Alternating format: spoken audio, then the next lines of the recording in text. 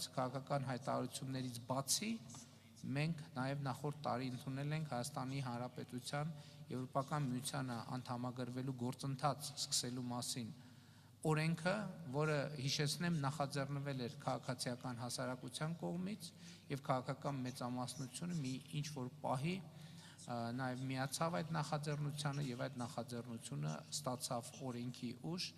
եւ կարծում եմ սա շատ լավ եւ լրացուցիչ խթան է, որպեսզի մենք նոր շունչ հաղորդենք ժողովրդավարական եւ ընդհանրապես ինստիտուցիոնալ բարեփոխումներին, որպեսզի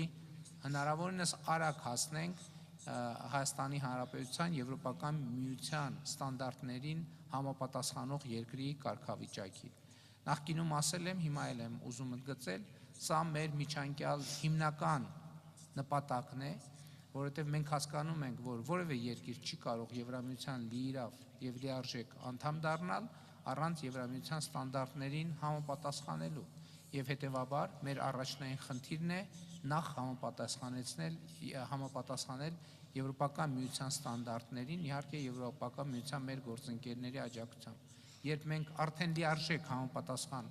կլինենք Եվրոպական միության ստանդարտներին, այդ պարագայում մենք ունենք երկու տարբերակ, կամ մեզ կընդունեն Եվրոպական միություն, ես սա ինչու եմ ընդգծում, որովհետև դա քաղաքական որոշման հարց է, Եվրոպական միությունը ինքը պետք է որոշումներ կայացնի,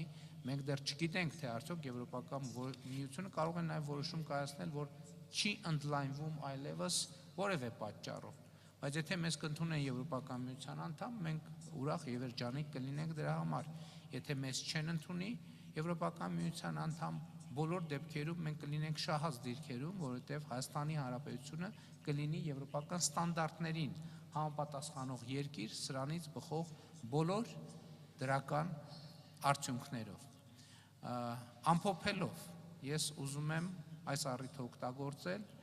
եւ իմ շնորհակալության խոսքերը հղել նախագահ Կոշտային եւ նախագահ ֆոն դեր Լայենի Հայաստան-Եվրամիության հարաբերությունների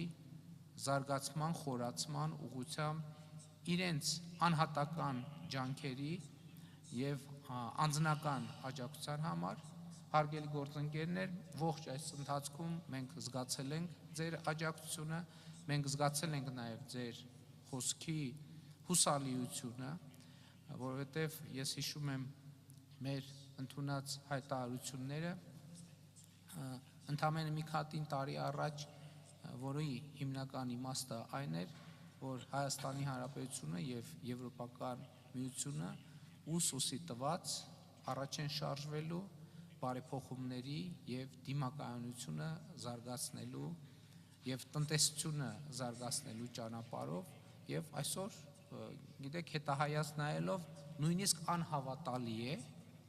անհավատալի է եւ անիրատեսական, թե այս ընթացքում մենք ինչպիսի ճանապարհ ենք անցել եւ ինչպիսի առաջընթաց ենք արձանագրել։ Հարգելի պարոն նախագահ, հարգելի տիկին նախագահ, այդ առաջընթացը անհնար կլիներ առանց ձեր անձնական շահագրգռության, առանց ձեր անձնական ներդրման, առանց ձեր անձնական աջակցության եւ Հայաստանի Հանրապետության անունից եւ անձամբ իմ անունից ուզում եմ շնորհակալություն հայտնել ձեզ ձեր այդ ներդրման համար։ Շնորհակալ եմ։